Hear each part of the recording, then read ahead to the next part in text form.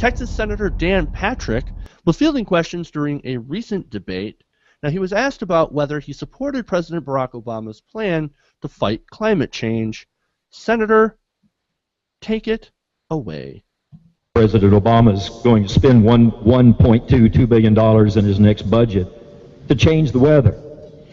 Is that possible? And how much money would you be willing to spend to cool the environment by 1 degree, which is about all we can do? Well, the same answer, $0. And I understand why $0. I understand why Obama thinks he can change the weather, because he thinks he's God. He thinks he is the smartest person in the country. He thinks he knows better in Washington what we do in Texas. He thinks he's the one, through all of his executive orders, that Congress isn't even up to his level. So I'm not surprised he thinks he can also change the weather. First of all, when it comes to climate change, there's been scientific arguments on both sides of the issues. But you know, if you want a tiebreaker, if Al Gore thinks it's right, you know it's wrong. And when it comes to global warming, you know why he's really behind global warming and climate change? Because he's made millions of dollars in it. It's a cottage industry for him. Climate change, if you let the Democrats and the liberals enact their programs, it will destroy jobs in this country and destroy our economy. I'll leave it in the hands of God. He's handled our climate pretty well for a long time. I just have to remind the esteemed senator that weather does not equal climate, and that you really can't change the individual weather day to day, but you can change the climate. So I'll sort of start out with that and let Lisa go. Well, the problem with guys like this is they're not running for office off of their own intellect. They're not running off of their own policies or their own platforms. They're kind of just saying like, hey, do you hate Obama? Me too. Awesome. Do you? Me too. All right, let's form a political party based off of this and just basically only answer questions about how much we hate Obama. There's no fact in any of his response that he gave. And we're getting to the point where we don't even really have Democrats and Republicans anymore. We have Democrats, maybe a small section of semi-rational Republicans, and then people who hate Obama.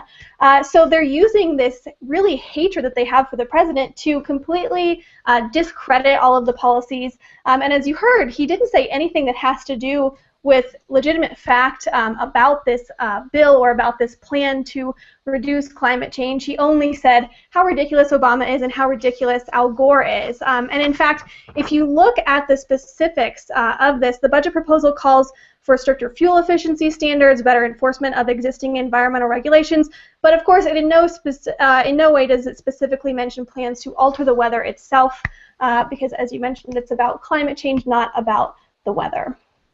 And of course, unless you believe in the HARP conspiracy, which purports that, you know, you can change the weather using, I don't know, lasers, using the HARP machine to be able to cause tornadoes and stuff like that. I think you can just get the Rain Man dance app on your iPhone, right? And that just changes the weather, I think.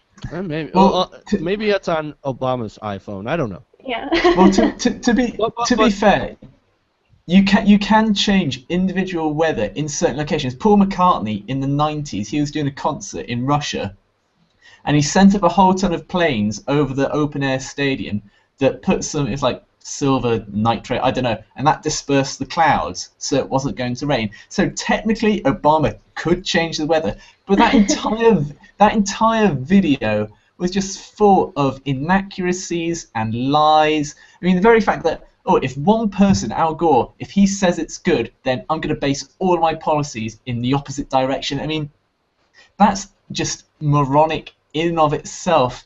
And the whole climate is weather, and you can only change it by 1 degree, nonsense. And, oh, if Obama and the liberals get into office, it would completely destroy our economy and thereby America. Well, yeah, it might destroy the oil industry, it might destroy the coal industry, but we'd create green industries with probably more jobs, and it would save the planet, and, you know, it's going to be better for the long-term future. This guy's, I mean, where do they find these people? It's amazing. I mean, maybe they just look on Twitter and search, you know, look at whoever's following Pat Sajak and ask them to run to office. It's just, It's amazing, and the fact that people were clapping him as well. I mean, I know it had a Tea Party banner in the background, so most of the people in that audience were favourable towards him or those sort of viewpoints. But anyone who clapped him in that audience, I don't want to meet them because they're anti-intellectuals and completely stupid people as well.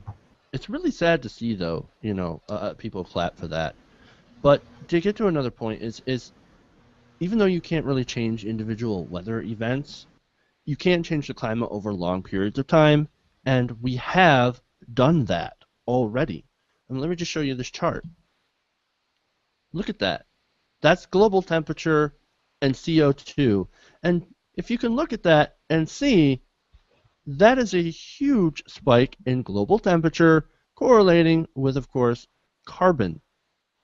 the carbon emissions. So, yeah, you can change the climate, and that's how. Yeah, And but look, only his final 3% of scientists don't believe that, so therefore, who knows? Jeff, Yeah, do you really, that was one of his other do you really, statements. do you really think that Texan is going to be able to understand a chart that goes two different ways and has colors on it? Come on, what are you doing? But no, his final statement, and this is something that kind of gets to me, and something that I want to address with Jordan. He says, well, I'm going to leave it up to God. He's done a pretty good job with the climate. And the way that I look at that is that's pretty much a very intellectually lazy, which doesn't surprise me at all. Because it absolves him and everyone around him of any responsibility for the climate. It's saying, I'm lazy, I could fix this problem, I could do the funding to help fix this problem, but I'm too lazy, I'm too cheap, I'm too stupid and ignorant to address this problem, so I'm going to let my imaginary sky god do it, which is pretty much the same as throwing your hands up and walking away as the world burns. And that just irritates me so much. And that's why I wanted to show this video. Well, it irritates me a lot more as someone who doesn't believe that the being in question is an imaginary sky god, because it's throwing up your hands and walking away in opposition to the God that you supposedly believe in. The first commandment given to human beings in Christian scripture, there in the garden, it's not to worship God. It's not to hate gays. It's to fill the earth and subdue it. Literally, the us being co-regents and caretakers of creation is the first thing that's attached to humanity being created.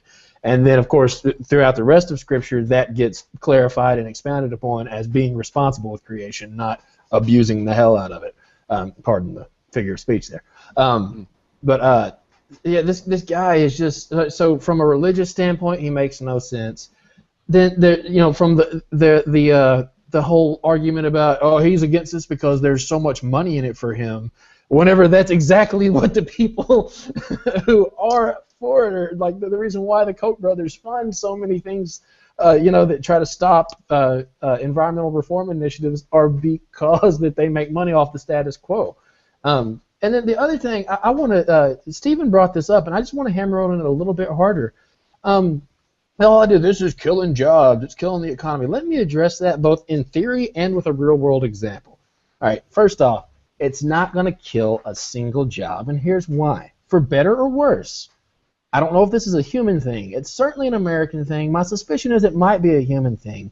We do not respond to crisis by modifying our behavior. We engineer our way out of it, meaning we're going to create industry and economies out of this climate change, and which is probably, again, not the best solution, but it's what we're going to do. Tons of jobs are going to get created. Industry and money is going to flow into this, and it's not going to hurt the economy at all. And you're going to see green energy spring up and take the place of fossil fuels with just as many jobs and just as many rich people and just as many workers. Hopefully we do it better. That would be my hope. But the point is, you're not going to lose jobs off of it, and that's the American way. The other thing here is, things that some of the specifics of this are things like fuel efficiency standards. Again, you're killing the economy, you're hurting America. I drive a Honda Ridgeline pickup truck. Honda is no longer making that truck in the next year or two, and one of the big reasons why they're having to abandon it is because they made it with a 3.5 liter V6, and it gets 15 miles to the gallon in town, 20 miles on the highway, which when it came out amongst trucks that size was really good, or at least, you know, the upper end of average. Now, since the government's taken over GM and said, hey, if you want us to bail you out, you're going to have to meet some of these standards, and part of those standards are fuel economy things. GM, American General Motors V8, is outperforming Japan Honda's V6 in fuel mileage. That's an example of these environmental controls coming in and helping American companies, not hurting them. And it's just not only that, Jordan, can I just add real quick that fuel standards, don't they actually help the people who drive the cars too, since they have to spend less money on gas? Well, I mean, am I mistaken? Well, the point that I think the point that eludes guys like this Texas guy, and I'll get into the fuel standards in a minute, is that there are intellectual arguments against specific programs that are meant to combat climate change, like ethanol subsidies. We put all our eggs in the ethanol basket, I don't know how many years ago. We found out that it doesn't work. It's not even more carbon, it's not even carbon neutral. It's actually no. Sorry, Sean, I know you're making a good point. I got to cut you off. Ethanol could work. It's the same story as natural gas. The fuel itself is not inherently bad, but the way we go about doing it in America is the worst possible way to do it. You can make ethanol be a great transition fuel. We didn't make it that way. We made it from corn, which is the worst. My point is, if he wanted to make the point that corn should stay as food. If you wanted to make the point that corn ethanol became a boondoggle so that he, as a quote-unquote fiscal conservative, would be weary of future programs because there's no such thing as a temporary government program, that's an intellectual argument to make. But he don't even want to make that. He just said God's going to fix everything. And to the fuel standards point, the fuel efficiency thing in general is good. It raises fuel efficiency, but a lot of car companies cheat and they lighten the vehicle, and sometimes that leads to more deaths in an auto accident. So that would be the one argument against the fuel standards being risen too high. It's a the heavier your car is, the more likely you are to survive an accident. And you can look that up. Because you kill the people you hit. I'm kidding. I'm a very safe driver. But yeah, hey, I want to give a shout out to our audience right now because they're kind of making my point for me. The answer here, and I'm the guiltiest person in the room of this because I'm in the South where no one takes public transportation, myself included. The answer to this is we need to switch to greater public transportation. Everybody doesn't need their own car. We're not going to do that in America. What we're going to do is we're going to engineer our way out of it and make cars more fuel efficient. We will do it. We will do it. That was my point. That's not what we're going to do. Jordan, we will do it, but it's not going to be trains. Liberals have this weird obsession with trains. Nobody wants to ride trains in this country. They only do it when they have to, like in New York. If we had trains, I would totally ride trains. If we did it with buses, then that would totally work.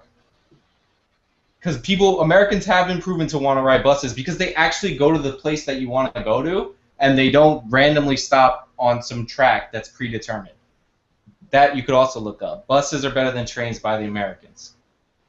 Well, one thing that you guys have touched on a little bit, but that really bothers me about the argument that people tend to make over and over is this argument about jobs and the economy, and that's just so myopic because if we don't have a planet, if we destroy the entire planet because of climate change and we keep ruining ecosystems and killing off species and eventually killing off ourselves, the economy and jobs are so far down on the list that they're basically insignificant. So to think, oh, well, I don't really care about the fact that the planet is getting completely ruined because I want to keep my job, that might work for the next 5 years, but it's not going to work for the next 50. Right, and ruined for us, definitely. Yeah, I mean, adding on to Lisa's point, this is a problem with the vast majority of politicians, not with this guy. I think this guy's just painfully stupid in of itself. But with politicians in general, they only ever look at the short term, just whatever will keep them in office, or maybe their son or their younger brother in office for the next couple of years. They don't look at the long term. They don't look at kind of 3 or 4 generations ahead of time, and that's a real issue because they're not interested in the science of the long term. They're just interested in the profits of the short term. And that happens across a vast majority of industries and workplaces. But it's most crucial. You want politicians who look for the long term. You want a president to come and say, look, I'm only going to be a one-term president because I'm going to do some slightly unpopular things that are going to hurt in the short term, but they're going to make humanity, or even in America's case, it's going to make America the best country. It's going to be number one for the next 100 years if we have a kind of a painful 4 years now. But these type of people who are running for office who are anti-science, anti-intellect, just anti-Obama, anti-liberal, anti-everything that's currently in power, they're just awful, awful people. And anyone who supports them, really, they're either stupid or they're awful people as well.